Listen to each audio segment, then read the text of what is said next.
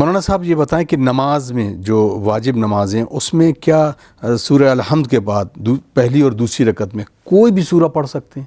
اس کے لیے خاص کیا جو تاکید کی گئی ہے اس پر ذرا روشنی ڈالیں۔ دیکھیں، نماز کے بعد سورہ حمد کے بعد ایک مکمل سورہ پڑھنا ضروری ہے جی، لہٰذا اور نماز میں کوئی ایسا سورہ جس میں سجدہ واجب ہے، یعنی جس میں آئے سجدہ، جیسے سورہ علق جو چھوٹا بھی ہے اور اس میں سجدہ بھی واجب ہے، یہ نہیں پڑھ سکتے، اس کی بسم اللہ بھی نہیں پڑھ سکتے۔ جی، لہٰذا باقی جو سورے ہیں ان کو پڑھنے میں حرج نہیں ہے، لیکن پورا پڑھنا ضروری ہے۔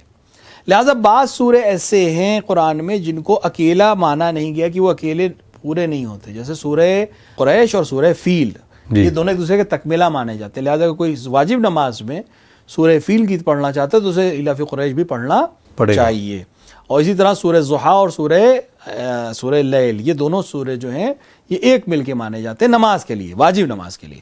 لیکن اس کے علاوہ باقی کوئی بھی سورہ وہ پڑھ سکتا ہے، لیکن بس شرط یہی ہے کہ پورا سورہ پڑھنا پڑے گا۔ البتہ جو علماء کہتے ہیں اس میں بہتر یہ ہے کہ نماز آخر کے جو سورے یعنی سورہ محمد کے بعد کے جو سورے ہیں جی، ان سوروں کو پڑھے، سوائے اس سورے کے جس کے اندر سجدہ واجب ہے۔ لہٰذا نماز کے بعد کوئی بھی سورہ پڑھ سکتا ہے، لیکن پورا سورہ پڑھنا ضروری ہے۔